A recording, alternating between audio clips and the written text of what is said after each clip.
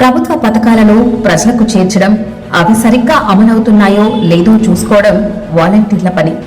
కానీ వాళ్లను కూడా సొంత ప్రయోజనాల కోసం వాడుకుంటున్నాడంటూ నంద్యాల ఎమ్మెల్యే శిల్పారవిరెడ్డిపై ఆరోపణలు వస్తున్నాయి. వీటికి సాక్ష్యాలు కూడా చూపిస్తున్నారు. నంద్యాల జెడ్పీటీసీ గోకులకృష్ణారెడ్డి వాలంటీర్లను ఎన్నికల ప్రచారం కోసం వాడుకోకూడదంటూ ఎన్నికల కమిషన్ చెప్పిన తరువాత కూడా వాటిని బేఖాతరు చేస్తున్నారు శిల్పారవిరెడ్డి. నంద్యాలలో ప్రతి ఇంటికి వాలంటీర్లను పంపించి ఈసారి ఎన్నికల్లో శిల్పారవికి ఓటెయ్యాలి అంటూ చెప్పిస్తున్నాడంటూ ఆరోపణలు వస్తున్నాయి. అసలు విషయం ఏంటంటే, ఈసారి శిల్పా కుటుంబానికి నంద్యాల వైసీపీ టికెట్టు రాదని తెలుస్తోంది. శిల్పా రవిని కూడా బనగానపల్లి నుంచి పోటీ చేయించాలని అధిష్టానం భావిస్తోందని తెలుస్తోంది. అందులోనూ సిట్టింగ్ ఎమ్మెల్యే శిల్పా రవిచంద్రశేఖర్ రెడ్డికి కాకుండా శిల్పా మోహన్ రెడ్డికి బనగానపల్లి టికెట్ ఇచ్చే ఆలోచనలో ఉన్నట్లు ప్రచారం జరుగుతోంది. శిల్పా మోహన్ రెడ్డి సొంత ఊరు కొండ సుంకేసుల కావడంతో అధిష్టానం పునరాలోచనలో పడిద్దా?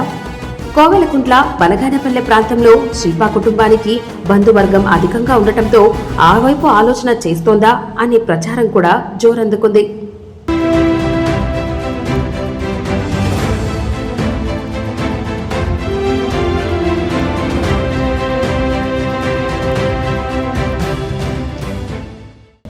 ప్రస్తుతం వైసీపీలో ఉంటూ శిల్పా కుటుంబానికి దూరంగా ఉన్న గోకులకృష్ణారెడ్డి, మల్కీరెడ్డి, రాజగోపాల్ రెడ్డి, డాక్టర్ నౌమాన్తో పాటు ప్రభుత్వ సలహాదారులు హబీబుల్లా సైతం దూరంగా ఉన్నట్లు తెలుస్తోంది.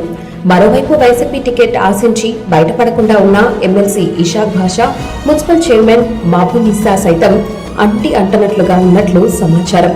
పార్టీ ఆలోచనలు అలా ఉంటే నంద్యాలలో శిల్పారవిరెడ్డి మాత్రం తనకు టికెట్ వచ్చినా రాకపోయినా ఇక్కడే ఉంటానని ప్రజలకు చెబుతున్నాడు. పార్టీ టికెట్ ఇస్తే పోటీ చేస్తాం, లేదంటే ఇండిపెండెంట్ గా అయినా ఇక్కడి నుంచే పోటీ చేస్తానని వాలంటీర్లకు చెప్పి ప్రచారం చేయిస్తున్నాడని తెలుస్తోంది. కేవలం వాలంటీర్లను మాత్రమే కాదు, పొదుపు లక్ష్మి వాళ్లకు కూడా డబ్బులిచ్చి ప్రచారం చేయిస్తున్నట్లు ఆరోపణలు వస్తున్నాయి.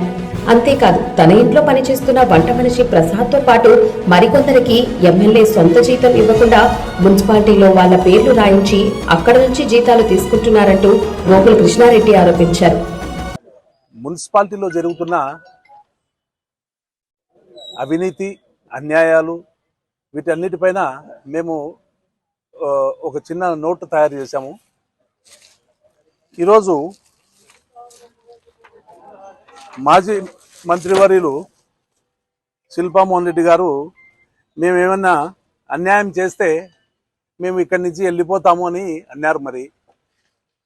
మరి మీ ఇంట్లో పనిచేసే గుమాస్తాలకు, మీ ఇంట్లో పనిచేసే వంట మనుషులకు మీరు మున్సిపాలిటీ నుంచి మరి నెల నెల జీతం డ్రా చేస్తున్నారు. మరి మీ ఇంట్లో పనిచేసే వాళ్ళు కూడా మున్సిపాలిటీ ఎంప్లాయీసా? మున్సిపాలిటీ నుంచి మీకు ఏమన్నా సపరేట్గా ఒక జియో ఏమన్నా ఉన్నదా? మీ ఇంట్లో పన్నులను పెట్టుకోవచ్చు, మున్సిపాలిటీ జీతం పే చేస్తుందని. మరి మున్సిపాలిటీ డబ్బులు ఎవరు కడుతున్న డబ్బులు? పన్నుల రూపంలో నంద్యాల ప్రాంత ప్రజలు కడుతున్న డబ్బులు. నంద్యాల ప్రాంత ప్రజలు డబ్బులు కడుతుంటే మీరు మున్సిపాలిటీ నుంచి జీతాలు ఇప్పించుకుంటా మీ ఇంట్లో పనికి పెట్టుకోవడం ఎంతవరకు సబబు? ఇది విత్ ప్రూఫ్ ఉన్నది. సీరియల్ నెంబరు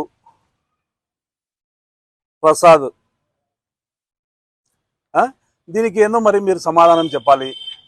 మంత్లీ మీ ఇంట్లో పనిచేసే వాళ్ళు వెళ్ళి అక్కడ ఐరీస్ వేసి శాలరీ డ్రా చేస్తున్నారు. మరి దీనికి ఏం సమాధానం చెప్తారు మీరు? మేము చాలా నీట్గా ఇది చేస్తున్నాము, రాజకీయం చేస్తున్నాము, మేము అవినీతికి పాల్పడము, మా డబ్బులే పెడుతున్నాము అంటున్నారు. మరి మీ డబ్బులే పెట్టినప్పుడు, మీ దగ్గర అంత డబ్బు ధనం ఉన్నప్పుడు మరి ఇవన్నీ ఎందుకు చిన్న చిన్నవి? మీరు నంద్యాల ప్రాంత ప్రజలకు సమాధానం చెప్పాల్సిన అవసరం ఉన్నదా లేదా? ఎందుకు ఇవన్నీ? మీకేమైనా ఎందుకు మీరు మరి మీ ఇంట్లో పనిచేసే గుమాస్తాలకు మున్సిపాలిటీ ఎందుకు పే చేయాలి? దీన్ని ఎవరు? అందరికీ తెలుసు. మీ వార్డు మెంబర్స్ 38 మంది ఉంటే 38 మందికి ఈ విషయం తెలుసు, కానీ ఎవరు గలం ఇప్పి బయటికి వస్తలేరు. ఏమంటే మీరు అందరినీ భయపడిస్తున్నారు.